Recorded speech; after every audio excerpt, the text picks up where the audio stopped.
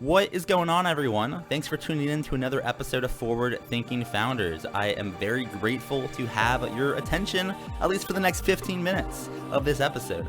Forward Thinking Founders is a podcast where I interview pre-seed and seed stage founders about their products, what they want to build into the world, and why. We dive into how they spend their time, what's their vision, what's their origin stories, all these things, so you can learn all about what's coming tomorrow. Because these companies haven't hit critical scale yet. Most of them haven't hit product market fit. These are just early stage companies, and the big question is, what can this be?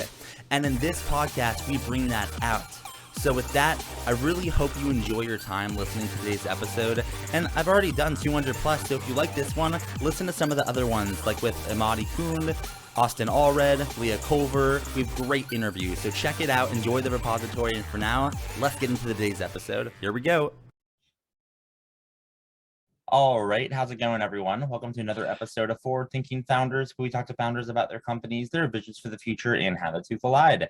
Today, I'm very excited to be talking to Daniil and Yevgen, who are the co-founders of UnlinkVR. Welcome to the show. How's it going, guys? Exactly. Thank you very much. We are going well. How are you? Doing pretty well. I, as a fan of VR, am super stoked to kind of be, chatting with both of you and to learning more about what you're up to.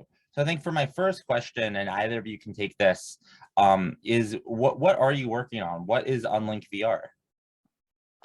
So UnlinkVR is a company founded in 2021, and we found the idea that we can make possible free space optical communication that allows us to send like 40 plus gigabits per second data and make it for their VR players that would like to move freely without any wires, any connections, which is wired or cabled established. So, and this optical communication gives the possibility to have high-end untethered quality with no lags, no latency issues, and no compression at all. Well, just to put it simple, we replace wires with lasers. And lasers are very fast and wireless, so it's very good for high-end VR headsets. So do you also kind of build or create your own headset, or do you work with any headset that uses your laser technology? Like how does that work? Daniil, maybe you? Yeah, sure. So our technology is compatible with basically any headset which uses some video cable and say USB or whatever to assist it.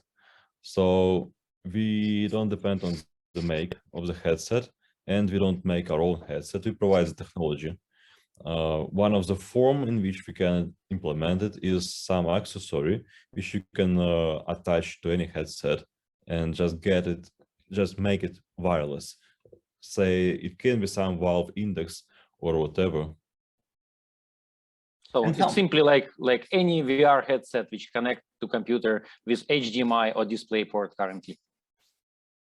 And tell me about the origin story for Unlink. Kind of why'd you guys decide to work on this technology and why solve this problem? Well, I liked VR games, but I started to notice that I don't play them. Probably because I'm lazy, and I was lazy even to actually to plug in the cable and clean up the room so that cable doesn't trip or something. So I got the idea that probably I can get the same speed and quality as I get with the wired headset by using lasers, because they are widespread in some networking technologies. Say server applications, they tend to use fiber internet, and it's well known that it is like the fastest way you can transmit the data via optical cables. So I decided, why not to remove the beam outside of the fiber channel and just let it be freely flying to the target. Exactly. And just to step in and say here that backpack and any kind of technology which allows you to use VR without any cables, they're just dying or not competitive to such approach, which actually known and recognized as a fastest way to transmit the data which is available now. So I'm curious, as you both work on UnlinkVR, what do you spend your time on? Like, are you both building the product? Is there sales? I'm just curious, and either of you or both of you can answer this, but how do you both individually spend your time? We know each other quite long.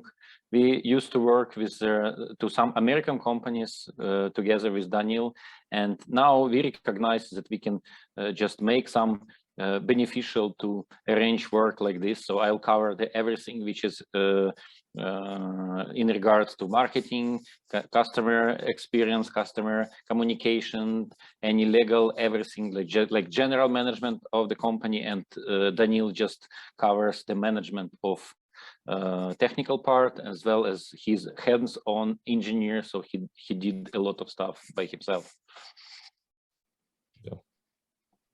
And in order to, as you work on this and you're building this technology and you're innovating, obviously you're going to a certain direction.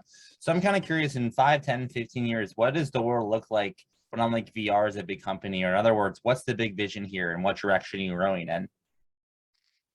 I would like to share the vision in terms of where it is all going to. So there are like few kind of visions. One of them is that all VR will go standalone, and the opposite one is that it will be like, let's say, I don't know really how to non-standalone. Anyway, bounded to some computer or gaming console or whatever. And I believe both of them will exist, especially augmented reality and some 3D heads-up displays and whatever. They will be very widespread, maybe even built in to the glasses, maybe even brains, who knows. But that's one side of it. And the other side is when we go to something very realistic, we will always follow them. We will use the highest computational power available. And no matter how great is the portable technology, of course, it will advance and portable gaming will become more and more exciting. But still, non-portable will be better than that. It's like you can play modern console games like a portable console, and they might be as good as some 10 years or 15 years old PC games. But you didn't have that console back in that day, right? You have it now when the games on PCs and consoles are much better than on portable consoles. So you can play on console when you don't have a major stationary machine. But the stationary machine will always be better. And if we talk about VR and we want to see all that nice wind blowing through the grass, trees, and whatever, and you want to feel it real, you'll go for the best option available. And there will be long years, maybe decades, up until people stop noticing any difference between portable and non-portable visuals. I can just recall, do you recall like 4K? It seemed to be like a nonsense for many people, and people were laughing of that. And right now, I wouldn't like to switch back to lower resolution screen. I just used to do it, and it's a new norm. Back then, you might recall 24 frames per second was considered to be good enough. Like then it was 60 for a while, but now people realize that 144 is good for gaming and such things. And it didn't seem to stop anytime soon. So my vision is that there will be portable and non-portable VR, and it all will advance. And we have at least a few decades of the state when we will have non-stationary systems working, and all those non-stationary systems has to be wireless, because wireless and immersion VR aren't compatible at all. So exactly, yeah. So that's where our technology goes to, and it is super important. Like the last point of my vision on that is, you can't fit in too much information in a radio spectrum, which can penetrate your body. For example, those relatively low frequencies like the ant low like 4 or 5 gigahertz, those can penetrate walls and such. But if you go higher up in frequency, you lose that property. You need a line of sight and such things. And finally, the whole capacity of this band is quite limited.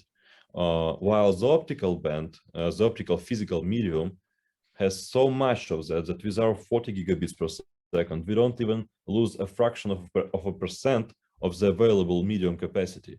So if you just do wavelengths multiplexing, like we send multiple wavelengths, multiple colors of the same beam, it can be terabits per second. It can be just crazy. So there is like, people had never seen the data flow and bandwidth requirements go down. There was some great inventions on compression methods or whatever, but still the bandwidth, computational power, all that, it is only growing and growing.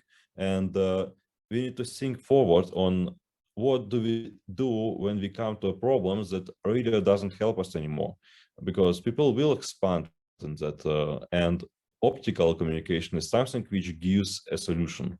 In general, there are Wi-Fi communications and other systems, but there is like optical has to come in and be used by people, because we are close to some bottlenecking on radio.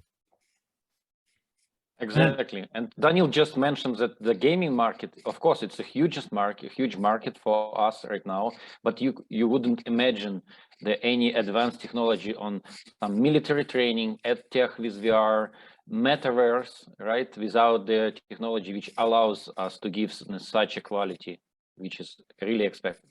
That's all what we expected. And in order to kind of make this all happen and make the vision come to life, you'll need some help, right? I mean, it takes a village to make a startup work and scale. So my question for both of you is, how can the forward-thinking founders community help? Are you hiring? Are you raising money? Looking for customers, beta testers? How can we assist? Exactly.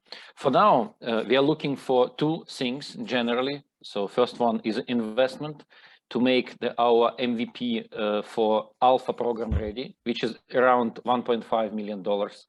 And actually for the partnership, such as Varjo and other producers of VR headsets, also their partnership with B2B markets who present on VR, especially for location-based VR, and the producers of the games for their location-based VR, to make it stronger partnership, to realize the benefits which our technology gives to them, and make their very strong and profitable business case there. So for now, we already signed the NDA with Varjo, and we are working very extensively to make some particular business cases happen.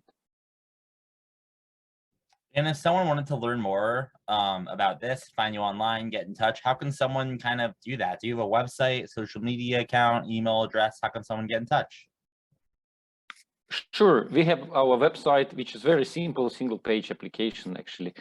So it's www.unlink-vr.com, and everything is pretty well organized here. But we also have LinkedIn and Facebook page, which is quite easy to find. Also, UnlinkVR webpage, and it's a lot of people coming from there, and actually our main communication with the investors coming from there. Cool. Well, thank you both for coming on to the podcast. I appreciate you sharing what you're working on, and best of luck building this out. Thanks for coming on. Thank you very much, man. Yes, thank you, other guy. Bye.